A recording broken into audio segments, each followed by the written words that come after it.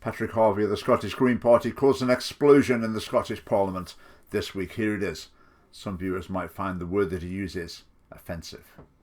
An assumption that all women are not trans would be every bit as wrong as an assumption that all women are white or able-bodied or heterosexual, and it would be just as likely to continue to create inequality.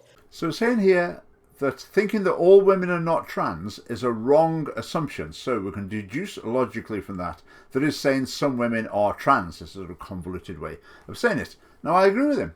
Some women are trans. There are some women who believe they're men, but they're actually women. But that's not what he means. He means that there are some men who are women because they think they are trans women, while he thinks that women who think they're men are actually men. But now we'll go on to Patrick Harvie dropping his bombshell.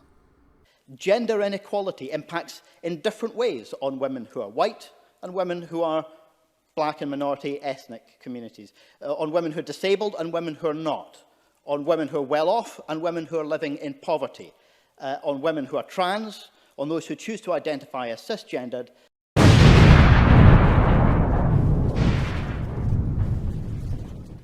and on those who don't hold any gender identity at all.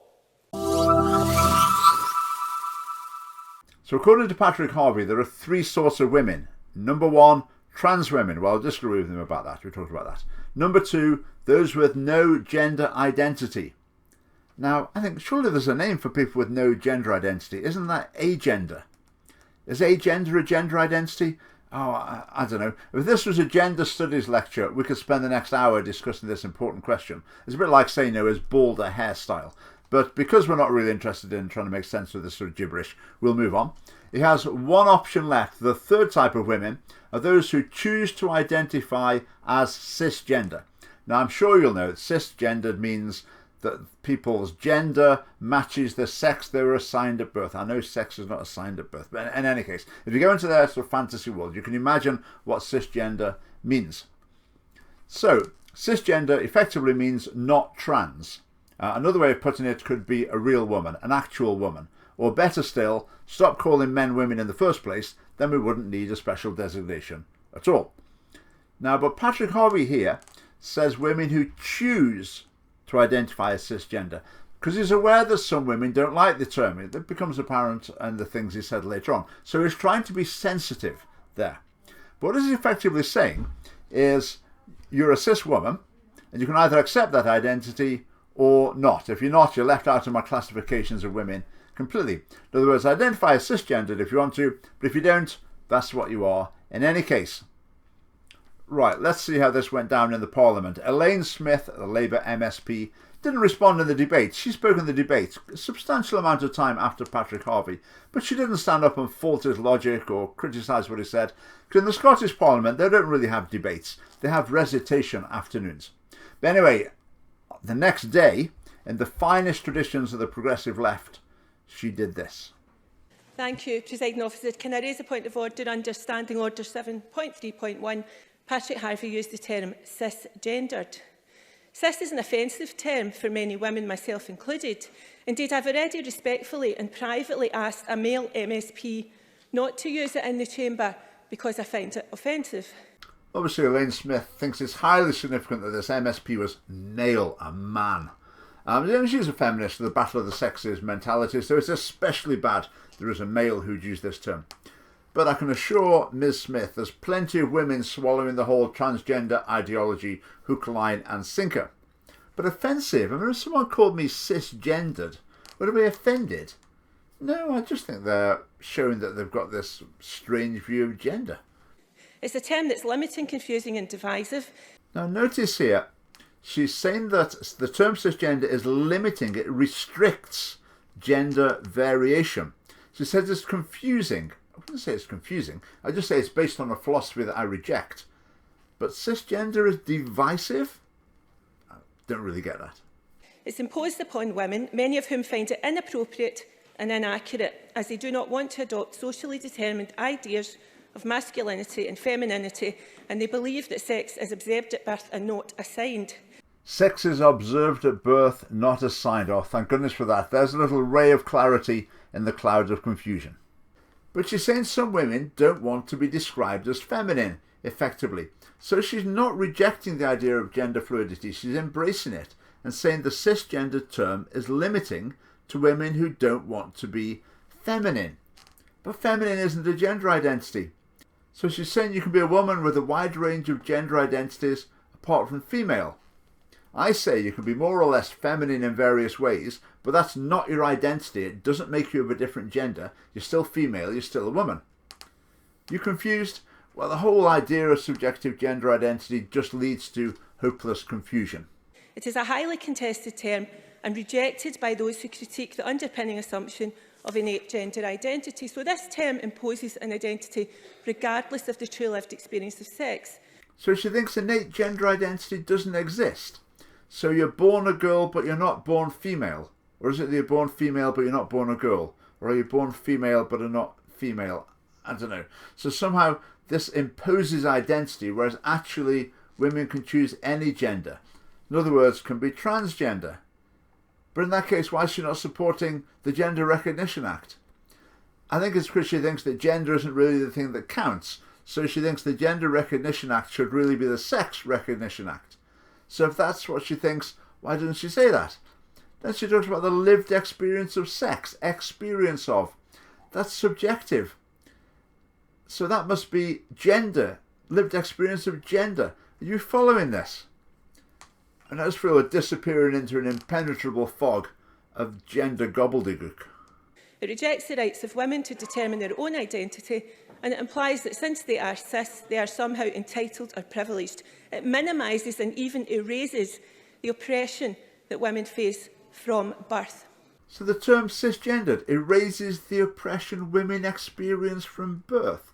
Women don't experience oppression from birth, and somehow it bestows some sense of privilege. What? I'm really sorry, people. I'm doing my best. I just can't make any sense of this at all. Now, some people are thinking that because there's a bit of opposition to the Gender Recognition Act among MSPs, that there's been some sort of outbreak of common sense in the Scottish Parliament. Language in this chamber is really important, and we need to be clear. We need to be clear in the use of language. Well, yes, that would have helped. Patrick Harvie referred to choice in his speech, but ironically, he's choosing the terminology about women, which many women find completely offensive, disturbing and upsetting. And it is a particular affront that a man chose to do this whilst making a speech during the annual International Women's Day debate, which generally is consensual, and the chance for women MSPs to contribute as sisters across party divides. So here you see we've got talk of the universal sisterhood versus men. It's the battle of sexes mentality.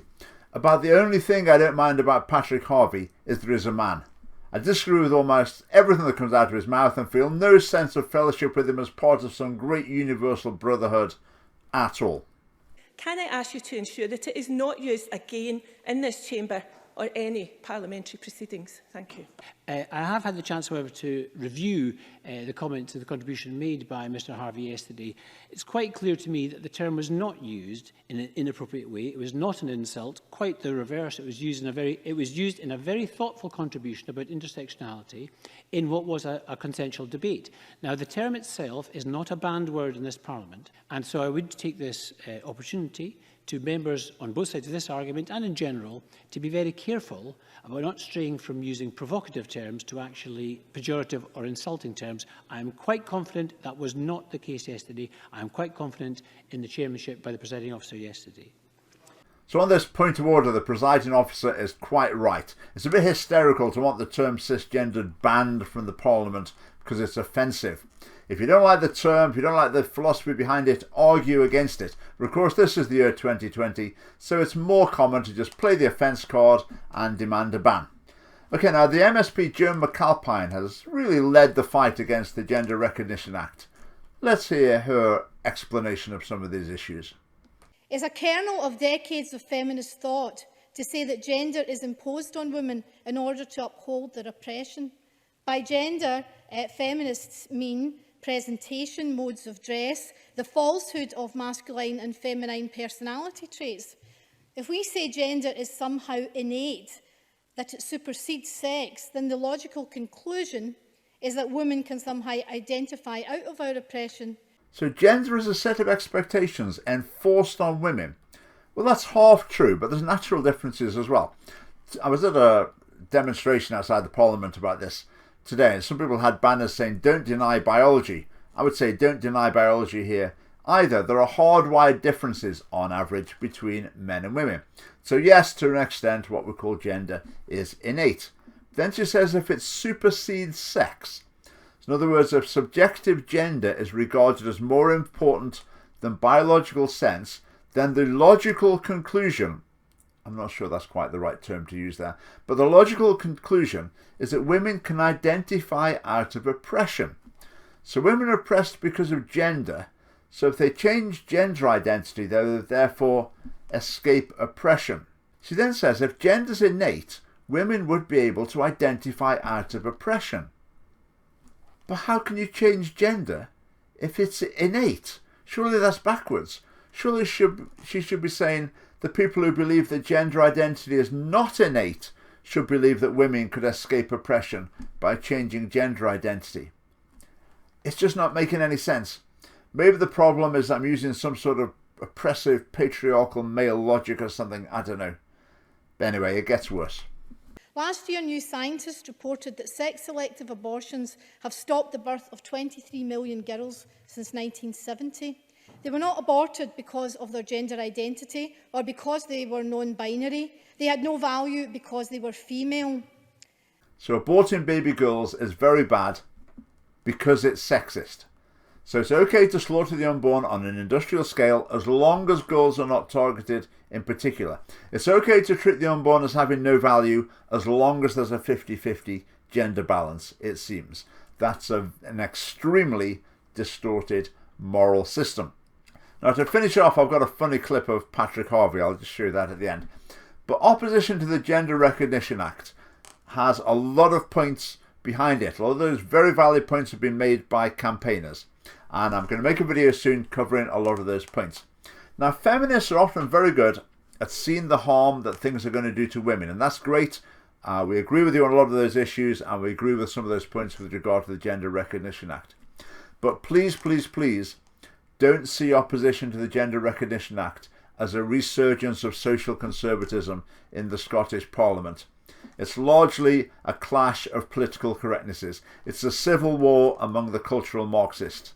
It's a spat between two camps of social justice warriors. Now, some of the campaigners outside of the Parliament are great. I think I've seen a lot of their output. I think it's really fantastic. They're making a lot of very valid points. But within the Parliament, opposition to the Gender Recognition Act is largely founded in a morass of confused gender theory. Now, if you want to see some incisive logic and counter-argument injected into the Scottish Parliament, you need to support the Scottish Family Party. And the best way to do that is by joining us. We rely on members such as yourselves to be able to do what we're doing. Now, just to finish, when I was editing this, I ended up with a little fragment of Patrick Harvie that was quite amusing. So I'll just show it to you for a bit of fun. Thanks for watching. I'm grateful. I hope that it's within order for me, Presiding Officer, simply to state briefly on the record, so that all members are aware of it, that I was conscious when I made my speech yesterday